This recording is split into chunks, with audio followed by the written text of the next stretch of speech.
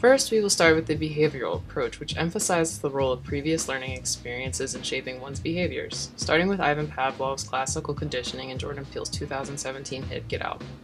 Pavlov was interested in mammal behavior, especially in the reflexes and conditioning. While studying on how digestion works in dogs, Pavlov noticed that the dogs began to drool whenever they saw the lab coats of the scientists that fed them, even if there was no food in sight. Curious as to why, he ran a study in which he rang a bell every time he fed the dogs. Pretty soon, just the ringing of the bells made the dogs salivate. Get Out's main character, Chris, was soon to meet his girlfriend Rose's family, only to find out that her mother is a psychiatrist and hypnotherapist, and that she can help him with his smoking addiction. But Chris, weary and skeptical of hypnotism, kindly declines. On his first night, Chris is tricked into a session where he talks to Missy about his personal life. As they talk, Missy hypnotizes Chris into a paralytic state, sending his consciousness into a void that Missy calls the sunken place. Chris is sent to this place anytime he hears the tapping of a spoon on a teacup. We are unsure if Chris ever detached the spoon tapping the side of the teacup from the sunken place, like how Pavlov's dogs eventually stop salivating when hearing the bell and not being presented with food, but the two share distinct similarities in the sense that both subjects' reflexes become conditioned to be triggered by a sound. John Watson famously conducted the experiment Little Albert, which showed the conditioning of fear and phobias in previously emotionally stable children. In 2016's The Handmaiden, Lady Hideko is a Japanese noblewoman who was raised under her strict uncle's rule. As a young child, Hideko is taught to read by her aunt, but any errors or mistakes from either of them result in severe physical punishment from her uncle, and then Butchie forces Hideko's aunt to read for aristocratic guests.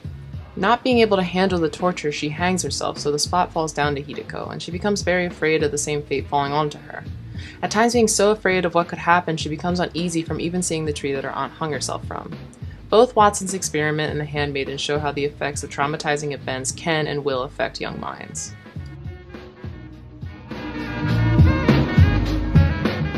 B.F. Skinner developed the theory of operant conditioning, the type of conditioning taught with punishment. The idea that something can be unlearned through reinforcements and punishments.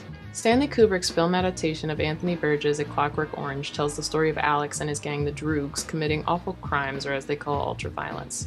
Alex's crimes, though, soon come to an end after being caught for the death of a Catwoman, but whilst being in jail, he is chosen to undergo the Ludovico technique, which is a type of conditioning that causes Alex to associate his former stimulants, violence, with an unpleasant sensation like feeling sick. This type of conditioning is effective both in Skinner's experiment and Alex's experience, but it strips something of its free will and it replaces it with a dreadful feeling.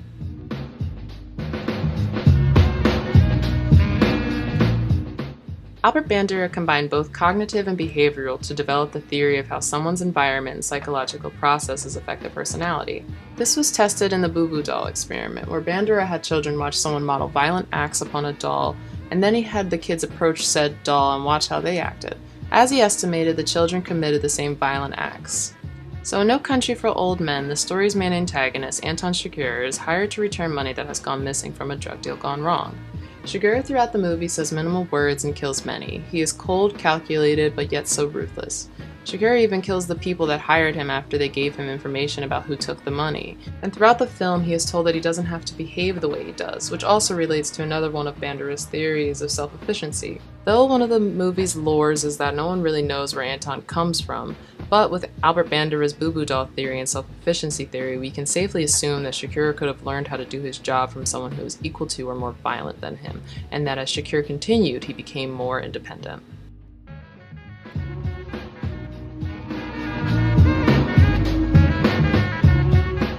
Law of effects is Edward Thorndike's theory, which is an operant conditioning where one learns from the consequences of their actions. In action thriller No Tears for the Dead, Gunn is raised by the mafia and grows up to be a cold-blooded hitman. Though usually flawless in taking out his targets, Gunn makes a mistake of killing a young innocent girl. He is haunted by this and immediately wants to quit being a hitman, but is faced with one last hit, and through a turn of events is confronted with his own death. Following the laws of effects, Gunn's mistake turned fatal for him. Psychoanalytic, the explanation of one's personality and unconscious mind. This is our next major perspective in psychology, and to kick it off we have Sigmund Freud, who stressed that the first 5 years of life are crucial to the formation of adult personality. Wetland's main character Helen was supposed to have a good life, but due to her parents' divorce and how they became toxic to her, she grew up feeling alone in the world. Now as an adult, to get the attention she was deprived of as a child, she says and does things that no one else would dare to do.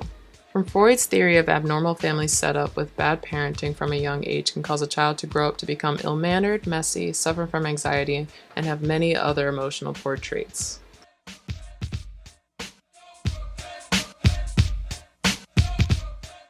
Carl Jung believes the ego represents the conscious mind as it comprises the thoughts, memories, and emotions a person is aware of. Fight Club's unnamed narrator, as played by Edward Norton, leads a dull life. He is depressed and he suffers from insomnia, but meets Tyler Durden, a seemingly cool, nonchalant individual played by Brad Pitt. Tyler is concerned about Norton's character, so he suggests that they start a fight club, and through this they become closer and soon live together. All is well until Norton realizes that people start recognizing him as Tyler, and then he soon becomes aware that he and Tyler are one and the same, and that Tyler is a personification of Edward Norton's character's need to become more rugged, lively version of himself. From Jung's theory, Brad Pitt's Tyler is Edward Norton's Tyler's ego, and what he ultimately wants to be.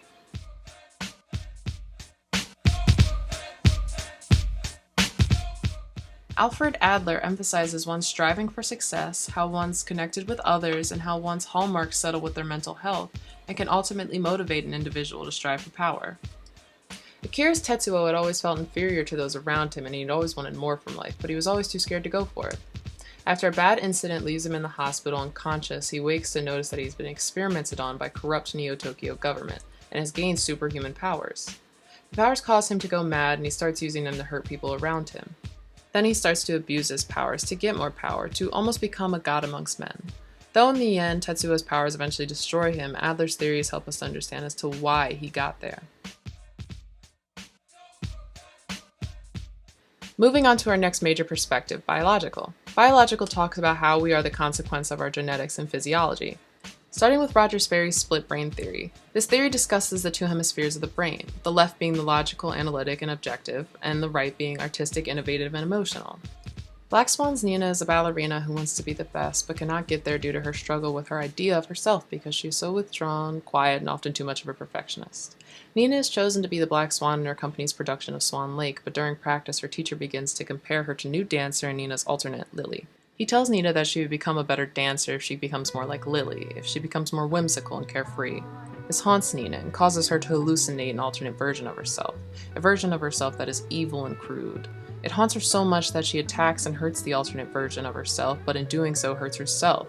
So, during the final dance of the ballet, Nina puts on her best show, but dies shortly after the show is finished due to her self-inflicted injuries. Like Sperry's theory describes, Nina has two distinct sides of herself, but in trying to force herself back and forth between them causes dangers for her. Our next major perspective is the humanistic approach, which looks at human behavior as a whole, not only from the outside, but the inside as well.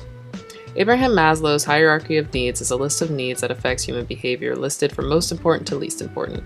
The housemaid tells of Hira, a mother and a wife who is currently pregnant with twins and hires a housemaid to help with the house upkeep and to take care of her first daughter. Sadly, Hira's husband cheats on her with housemaid and even gets her pregnant. Not knowing what to do, Hira gets her mother to give her guidance, but her mother, not wanting to tarnish her family name, does not confront the husband but instead tries to kill said housemaid and her unborn child. Hira's mother showed what her needs are and her reputation sits on top. Carl Rogers' theory of personality development is that there is a consistent set of perceptions and beliefs about oneself. Hal from Howl's Moving Castle is a selfish and vain but yet well-respected wizard who travels around in his flying castle, spreading rumors about himself to maintain his own privacy due to the fact he likes to be alone. Sophie, a young woman who had been cursed and now looks like an old woman, finds her way upon his castle seeking help breaking her curse, but before that, Hal makes her his maid and is not happy with taking her help. But by the end of the movie, Sophie saves Hal's life by giving him his heart back, and in doing so, help change Sophie back into her young self. The cognitive approach is the study of complex mental processes like memory, problem solving, and reasoning. Through a series of stages, Jean Piaget proposed 4 stages of cognitive development: the sensory motor, pre-operational, concrete operational, and the formal operational period. The Concubine is a story of how Hwa Young goes from being a lonely mistress to the queen with her son. From a young age, or her pre-operational stage in her life, Hwa Young was a daughter of a nobleman, and she had always been controlled. But as she grew older into her formal operational stage, she became more willing to take risks and challenge what she was told. As an adult, one of her plans of going against her father and eloping failed, and she was forced to become a concubine. After one of her first nights with the prince, Hwa Young becomes pregnant. She was sad, but with her future child, she saw a way out of the life that she had been dealt. After delivering her first son, who was rightfully crowned the new prince, she declares that he is not anyone's son but her own, and she kills the prince and the reigning queen and soon after takes their throne with her son by her side. Noam Chomsky believes that we're all born with the innate knowledge of grammar and that language development is instinct to humans. Now, the movie we're using as an example shows that language development can happen later on in one's life, rather than it being an early instinct. The King's Speech is a historical drama about King George VI seeking help about his strong stutter from an unconventional Australian speech therapist, Lionel Luge. George, or as he liked to be called Bertie before he was crowned king, doesn't believe that the first few sessions went so well, so he fires Lionel. But after being crowned king, he is informed that he will give many speeches, and so he rehires Lionel and makes him king advisor. Together they worked endlessly with many uncommon practices, but they were working. Bertie's speech had improved greatly. When informed he must make a declaration on World War II, he is slightly panicked, but with Lionel by his side, he delivers a speech, speaking freely and fluently. With a unique view on cognitive behavioralism effects on human behavior, Aaron Beck believed that negative thoughts generated by dysfunctional beliefs are typically the primary cause of depressive symptoms in humans.